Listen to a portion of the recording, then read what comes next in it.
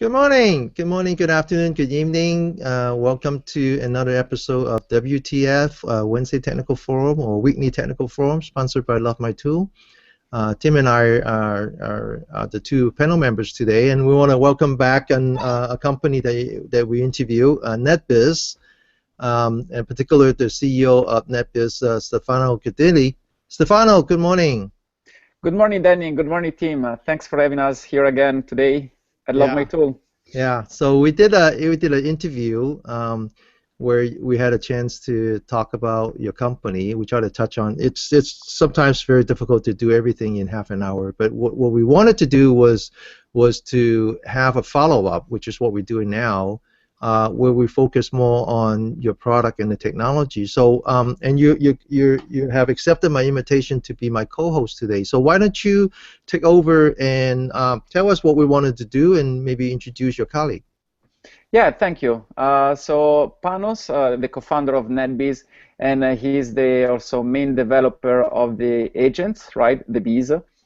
So Panos will guide the Love My Tool audience through a couple of slides that can introduce a little more NetBeez, what our network monitoring solution from the end user perspective does, right?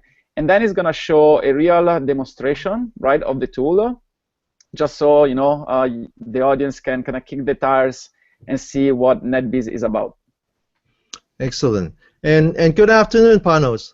How are you? Hi everyone, I'm very well. Thank you again for hosting us here, Tim and Danny. And yeah, it's great. It's a great day today. We want to show you what's the idea and the concept behind our product and how these bees work in NetBeez. And then I'm gonna walk you through a live demo of the product, show you some use cases, and I hope you'll enjoy it. So again, remind the audience, when you say bees, these are the agents that you sprinkle around the network, right? So hold that up for us. So there it is. This is the hardware that is the monitoring device that we put around the network. As you can see, it's a credit card sized hardware device that is the agent, and these are the bees that buzz in the network, right, and create the information that's collected by the server and give you the end user perspective at your fingertips. And as I mentioned in the last show, NetBeez has actually been selected as a tool supplier for the mission critical network at Interop, which would be in April in Las Vegas. That's a great honor. And so the idea is that here's a customer site. With the state-of-the-art core network and then also distribution, and they need some kind of so rather than waiting for their customer, in which case would be the participants of the show, to complain about the problem, your product is basically like these boxes, these bees that you would sprinkle in the network. Just basically plug it into the edge switch, and then your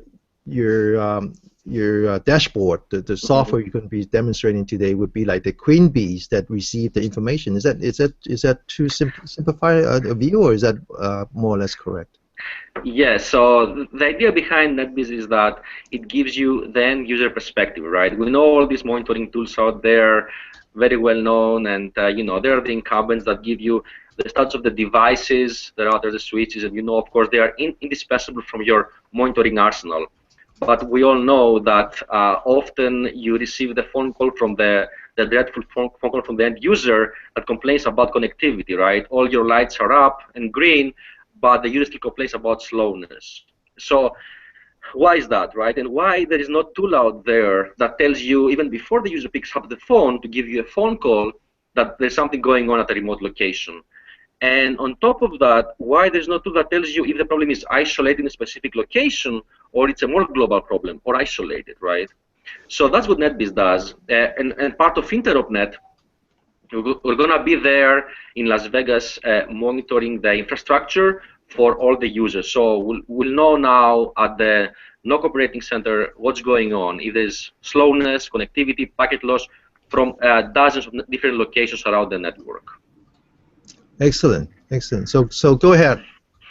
All right, so I'll get started with a very short presentation. It's only 3 slides, so I won't, go too far with the PowerPoint. And then I'm gonna jump into the demo. So I'm gonna share my screen. Let me see here. Okay, so share. I believe you'll be able to see my monitor in a few seconds, and here we are. Yes. All right, so I'll just jump to the first slide. So I said earlier, what we're doing at NetBeez is what we call distributed network monitoring. We are all familiar with this scenario. You have a company with centralized IT and many dozens, if not hundreds, of network locations. Think about healthcare institutions, hospitals, think about banks, retail stores, hospitals, campuses, university campuses, right? And you have all these users around the network of being the actual sensors for you, essentially. Because how many tickets are out there that are not being detected by a current monitoring tool? And how many times have you, received a ticket and you started after receiving the ticket looking into troubleshooting and trying to find out what's going on in your network? So the idea behind NetBeez is to offer this end user experience and user visibility to the network engineer, and then being able to help you in troubleshooting and, of course, detection. So it's an active end-to-end test monitoring tool, meaning that you deploy these hardware agents around your network, and these agents run tests that allow you to know what the status of the network at its remote location. So you collect all this data in a central server. So as you called a queen bee or a hive, so the bees buzz around the network, and then the central server, the hive, collects the information and displays the information to the network engineer. So of course all this data now can be used 2 ways initially. One is to receive alerts when something goes wrong, so being proactive about issues on the network from the end user perspective.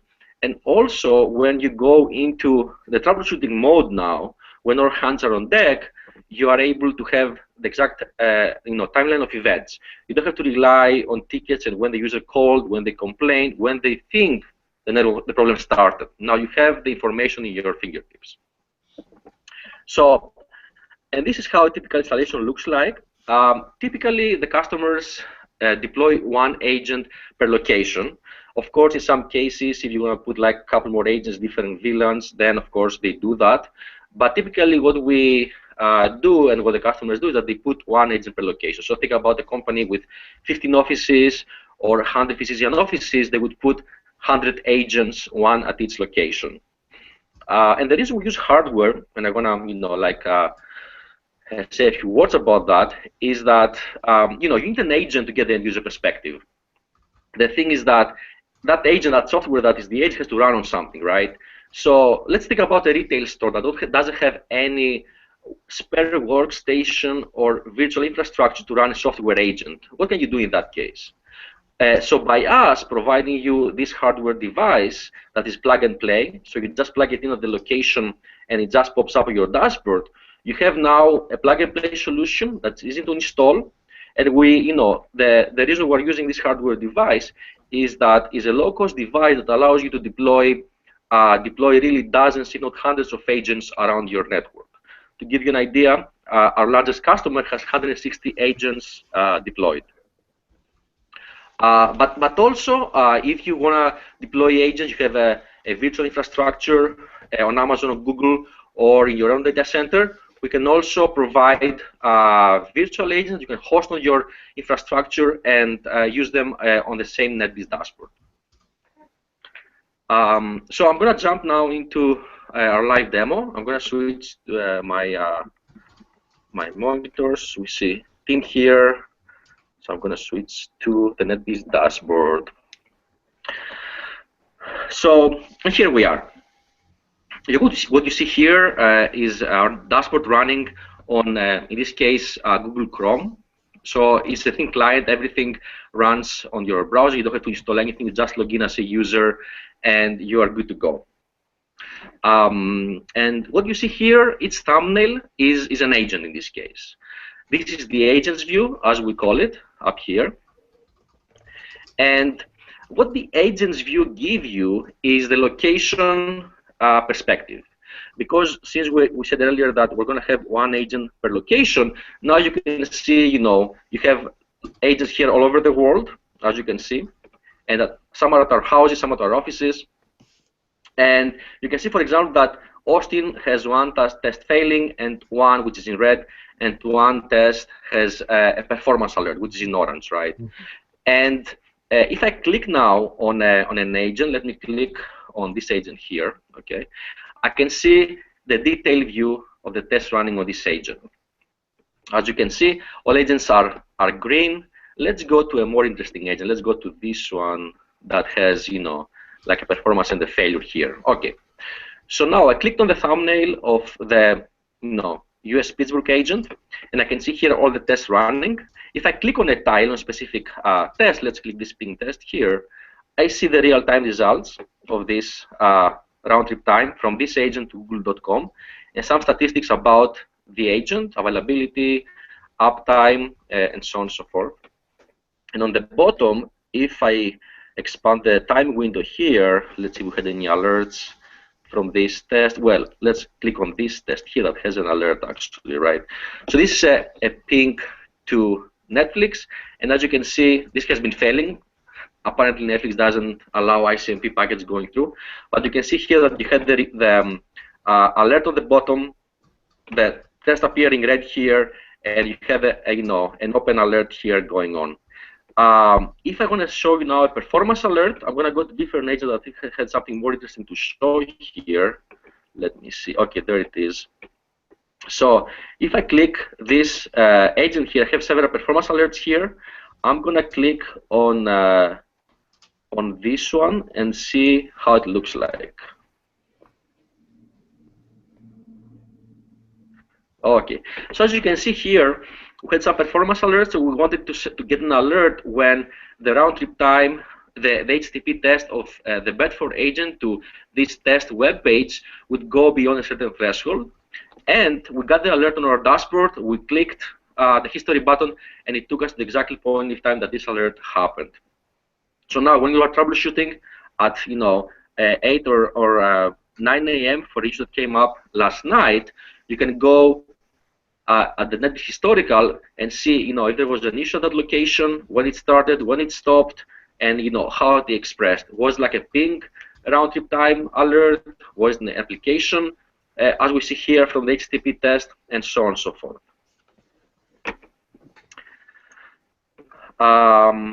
So also one thing I want to touch upon the agents is that you don't need to touch the agents again after you plug them in. So you plug them in, the agent connects to the dashboard and appears with the thumbnail here, and then whatever other operation you can do on the agents, such as, for example, changing their IP settings, you do it from the dashboard. I'll give you an example here. We have this agent. It came in, with a DHCP enabled, so it connected, got an address. Now you want to change it to a static IP. You can come here, change to whatever value you want, and then hit save, and then the agent will be configured with a new configuration.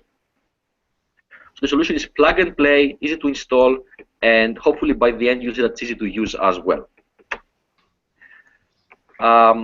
Okay, now let's go to the next tab. The next type of view we have is what we call the targets view. So here it is. And what do we name a target in this case? So a target is something that you monitor. It's a resource. And to give you an example, we created a target that we named internet connectivity. Let's click on it. And in this case, we want to test, obviously there's internet connectivity from different agents, and the way we defined that was by being able to ping Google, Salesforce, and do a trace route as well. Obviously, when the first thing you do when you're trying to see if you have access to the internet is by pinging Google, right? So you see here, we have this target that has a number of tests running from different locations, and a bunch of performance alerts. So for example, there was an alert received here that the average 1 minute average was above 2 times the 1 month baseline average. When something comes up, you can go and see which locations had problem with interconnectivity by clicking, you know, on the agent and on the real-time graph and seeing what's going on. And I'm sure you'll understand better what a target is if I create one. So let me create a new target, and actually I'm gonna name it Love My Tool. Okay, I'm gonna monitor you guys. Hopefully your server responds to ICMP. If it's broken, it's Danny's fault. Let's see what's going on. We'll keep this test on, and we'll let you know when your site web goes down. Okay. Okay. Cool. So let's create this target now. We'll include the ping test, obviously, right? Basic. We'll put an interval of 5 seconds, timeout of 5 seconds. Now, this by default, this ping will have an up-down alert. So when 5 consecutive ping tests get lost, you're going to receive a failure alert, the red alerts we see on the dashboard. But let's add the performance alert as well. So I'm going to edit the alerts detector here, and I'm going to add this alert. So when the 1 minute you know, round trip average goes 2 times beyond the 1 month average, I'm going to receive also an alert. So when you slow down, guys, I'll also know that. So I created the test, I added to this target, and for the sake of it, let's add an HTTP test as well. Let's put 30 seconds just to receive some tests faster. So I'm adding this test as well. So now I'm going to see which agents I'm going to add to this target. And the goal behind the dashboard here is that the idea is that you're going to have dozens or hundreds of agents in your management. So you're going to be able to manage them you know, in a way that's efficient. So for here, for example, I can add maybe all you know, alerts in this test, but I don't want to do that. I don't want to create a DDoS attack to your website. Okay, I don't want to take you down, guys. So I'm gonna just pick some random agents, some from Europe, some from the US, and I'm gonna add my name here. So when something goes wrong, I know that, you know, there's an alert there. So I'm ready with my target. I hit save, and you'll see now the new target being created here, and the tests being pushed to the target. You'll see here there is like one test that has not started yet, and this is because one of the agents is down right now, the Atlanta agent, but when this agent connects back to the server, it's going to receive the test and it's going to start the test as well. Okay. So here we're having some results coming in. So that's how you create a target, right? And now you can see here in a, you know, on with just a quick view of your dashboard, what resources are doing well and which not. And from the agent's view, you can see which locations are having a problem or not. So the end user view, the end user experience from each location is here. So if somebody calls, you can, first of all, you might know even before they call that there's a problem with the location, if you receive an alert from NetBeez. And after they call, you can very quickly know if it's an isolated case, if it's a local problem, or if it's a global problem. If it's an application problem by HTTP, or if it's a network problem by using ping. Okay, now I'm gonna move on to the next, the other views we have here. And here we have 4 tabs, which we call grid views. So if I click on the ping tab here, we see now all the ping tests running on this installation. Each style is a test from a specific agent to a specific host. If I click on it, I get the real-time results. And here, very easily, I can open results from different locations and show, you know, compare between different locations. For example, you can see here the Pittsburgh agent has a performance of 60 milliseconds round trip time, while the Harrisburg agent goes up to 100 milliseconds. Also, you can see if you have a performance alert, why this came up, and so on and so forth. Wow. And this view is similar with the other tests, DNS, right? Same thing here, HTTP. So this on one view you have all perform application tests status, and finally traceroute. With traceroute, I'm going to stay a little bit longer here. On the real-time graph, we give the number of hops that each agent is taking to go from Harrisburg to Salesforce, for example. And if you click on the historical now, you get the hop by hop information. So it's fetching the data from the database, and let's see if my connection is fast enough here to do a reasonable amount of time. So here it is. If I click on a test here, right, you see here. So you can now go back in time and see, if you're gonna go to a test that happened yesterday or another day, what was the hop by hop time, which routes were traversed, and so on and so forth. Obviously, this is useful if you had a routing change overnight, or you want to go and troubleshoot. You have all the information at your dashboard. Now, finally, the last test we have here is iPerf. So iPerf is a performance bandwidth test. I'm sure most of you are familiar with it. So iPerf pushes traffic between different nodes. And let me try here with 2 agents. So there are 2 types of iPerf you can do. One is to try a TCP test where the 2 agents are trying to push as much traffic between them as possible, and the other is to do a UDP test where you can choose how much traffic you want to send and test between the agents. Let's see here. Yes, let's keep I think the default is 10. Okay, let's keep 10. Okay. So you can also test multicast here. If you have multicast enabled in your infrastructure, you can do that from here. All right, so you can see if you have if everything broadcasts as expected. You can also test, your TOS forwarding. So I'm gonna hit run now. What happens with iPerf is, the dashboard now is gonna push the tests to the 2 agents. So, and while it does that, it also pauses the test on those 2 agents, and that's because iPerf is computationally intensive, so we don't want to skew every other result on your agents. So if I go back now to my ping, view, you see that these tests are being paused, and then it takes a few seconds, but iPerf should start. There it is.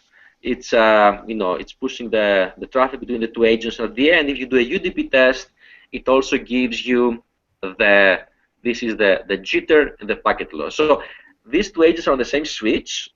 So as you can see, the values here are ridiculously good for jitter and packet loss, so it's 0. But you get the idea here, right? If you're going to test those values, then you can do it with iPerf, and also bandwidth, obviously. Now you're doing iPerf client. Your Raspberry Pi to Raspberry Pi. You're not doing iPerf to another device, are you?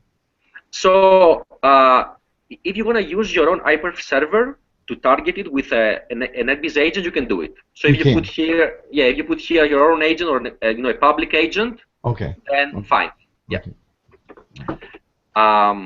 Okay. So this is with tests, the whole dashboard regarding tests. Now I'm going to go to the left-hand side here, where we have our reports. Obviously, it's a reporting tool where you can see what's been the status of your network in the past, whatever period of time you want.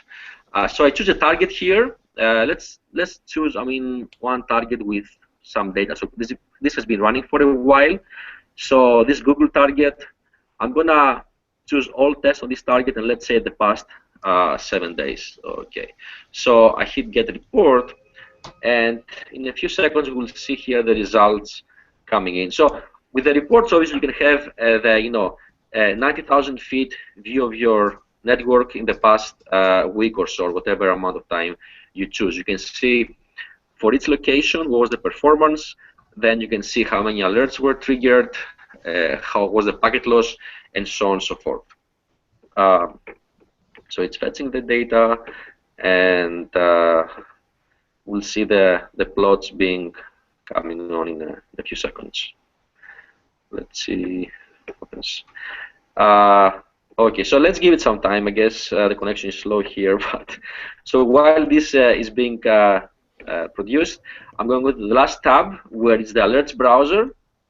So here we have all the alerts that have been collected by NetBeez, you know, in the beginning of time for your installation. Obviously, that can be overwhelming, but you can easily, you know, search between alerts. So let's search for alerts that are related to Google. So you can do that, or you can go, you know, like with the navigator here, if you're going to go back in time to the previous alerts of the previous day, or so on and so forth. And obviously from here, if you click the history, it's going to take you to a specific point in time that this alert was triggered. Let me go back to reports now. So here is the, you know, the search results that were related to Google, right? So you see here all alerts that have Google in them. And let's go back to reports. So the results are here. As you can see here, there were 1 ping DNS, 3, 4 tests on this in this target. And if I hover over the bar now, I see on the left-hand side on the column which agent corresponds this specific performance. And also if I click now, I get the results sorted.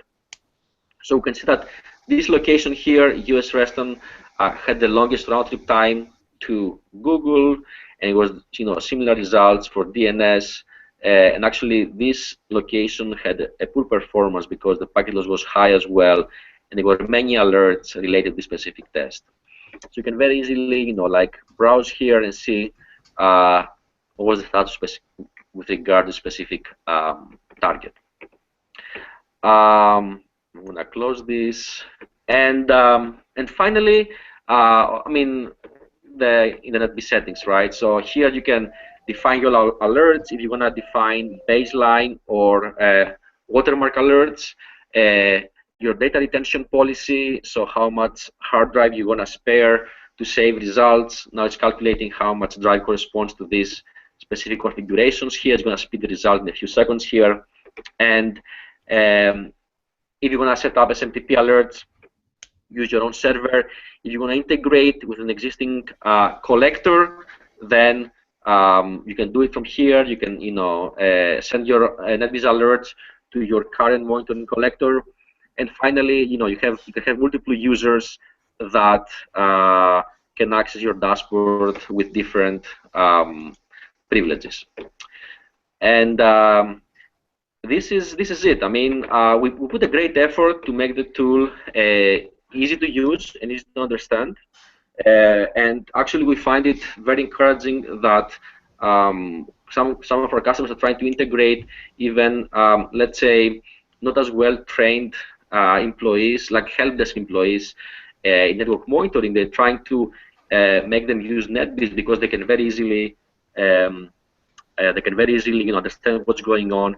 Then they could be more proactive in their day-to-day operations. Yeah, it makes it real simple. I mean, it looks like it's really powerful and gives you instant information. Great. I don't know if you have any questions specifically. No, I don't have any questions. I just think it's real clean. You know, I've seen hundreds of displays for diagnostics.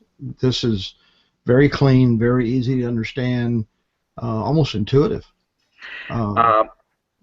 Yes, the thing is that you have to think that this is very important as the number of agents increases, right? So in that case, again, we want to make sure that with one quick view, you can see the high-level picture, and then if you're going to drill down, of course, yes, you can do it, right? You can come here to Austin and check on this alert, when it started, why is it down, and so on and so forth. Yeah, that's a great health check, and I mean, that's one of the things you look for in a network, simply finding out if everything's working. You know, I call it the red, orange, green scenario. You know, the red light thing. Mm-hmm. Managers have asked for that for years. Is it working? Is it down? How well is it working? And this also eliminates that finger pointing scenario. You know, it's the application server. No, it's the network. No, the WAN's down. No, it's the route path. It's, you know, very, very clean. I'm pretty impressed.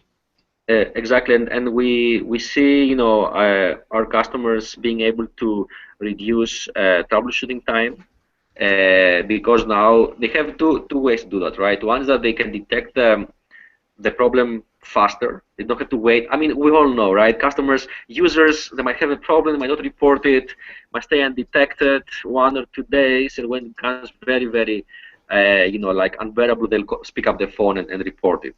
So that amount of time can be saved by the operator receiving an alert and taking a closer look, right? Let's see what happens there. Is there a problem or not? Well, actually, it looks like you can tell it's happened before the user ever recognizes there's a problem. Right. I mean, I sometimes my cable modem doesn't work at home, and so now I got to call the cable company, which is a story all by itself. But the point is, I never understood why I have to call. You know, they should know it already, right? They have the box, they have the hardware in my house, and why don't they have the capability to know that I have a problem? And so, in a way, you know, to have the user to get to a point where the user actually complain, that you already lost half a battle. You shouldn't have to do that. You should know. I mean, the guy who runs the network should already know, and this is the tool that helped them. You know, sometimes they lose a bottle too, don't it? Because they get pretty depressed.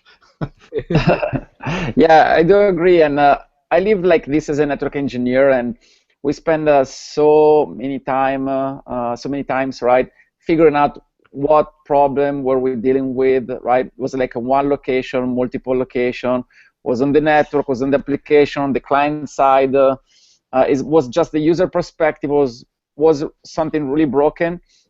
So as both of you said, exactly, NetBeez gives you that real-time kind of proactive, because sometimes we're faster than the user, of course, to detect the performance degradation.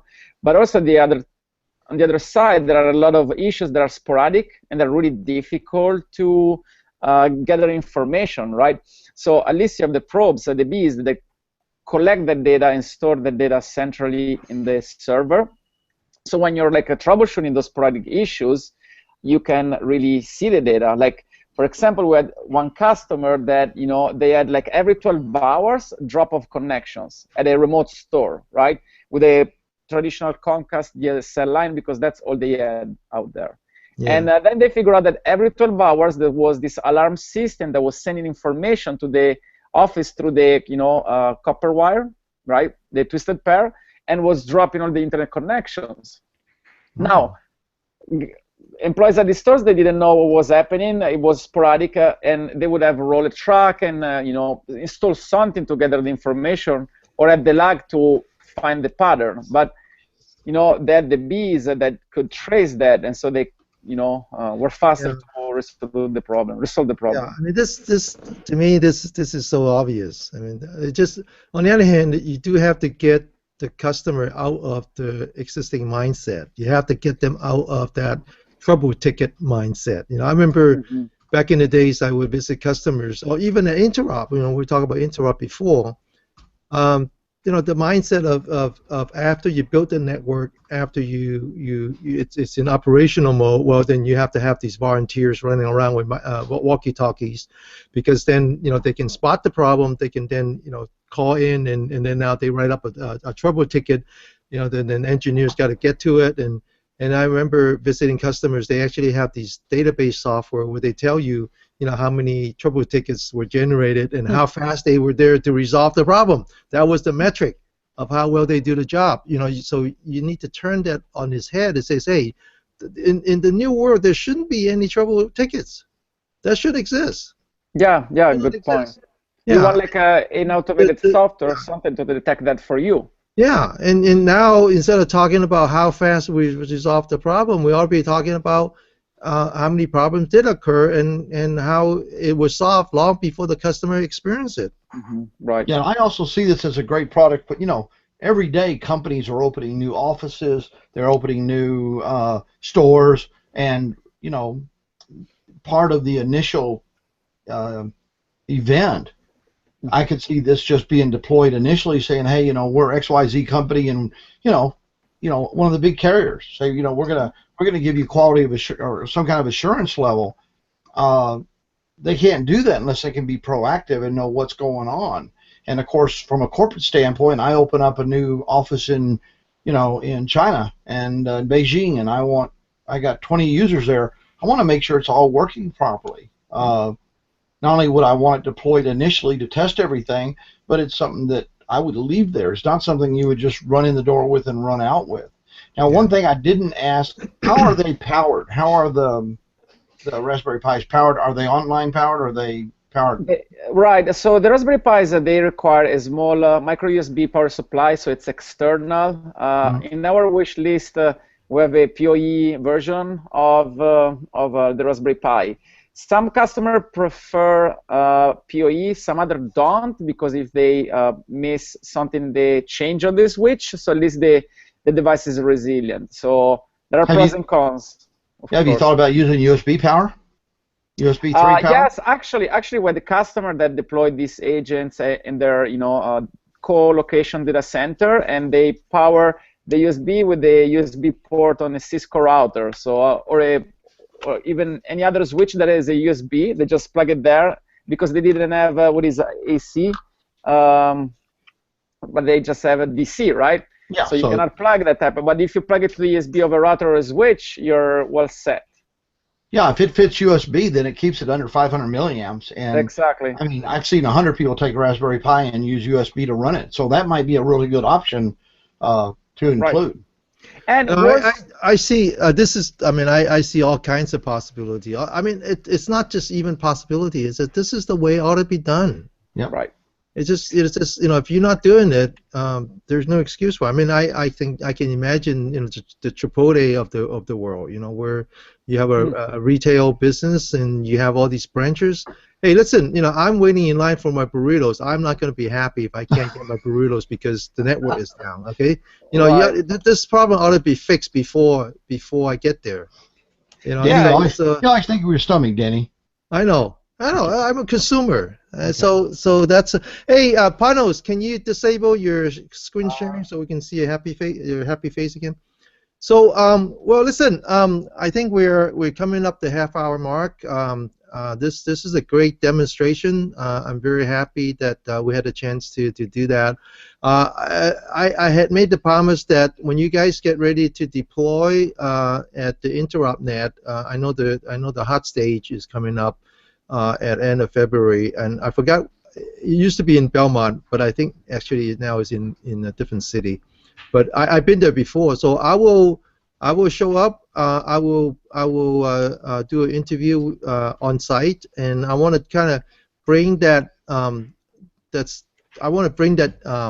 more information to a viewer, that how you actually deploy your agents in a mission critical network, and then also how it's used by the engineers.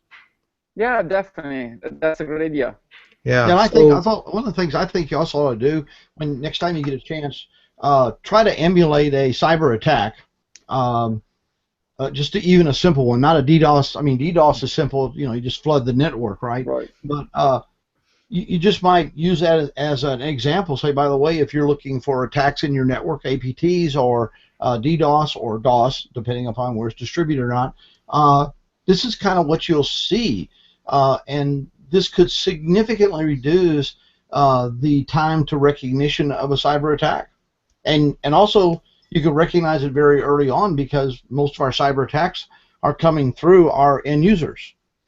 Right. So that's where you're going to see the first degradation of service. Yeah, exactly. You would see like a spike increase in run. I'm sorry, round trip time. That's the traditional. Like we have a use case also in our webinar. We show like we send a hyperf test between two agents, and you see other monitoring tests performed by other agents that increase the round trip time. That could be an early indication of a DDoS or something flooding your network, and we can trigger also an alert in that case. So.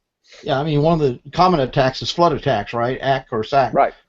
And coming in and blasting it with a bunch of internal attacks, but you're going to see that throughout the network, and you're going to see it grow, okay, as it begins to attack the end user. So, I mean, there's a lot of great applications here where, and I think it's really going to be good if you talk to Tom. I sent out the mutual introduction, and I can see some real good synergy here where, and you're not going to step on his feet, and you're not going to step. He's not going to step on your feet. You're both separate. But I mean, I see this as a great product, and I probably will very soon ask you to send me one to play with.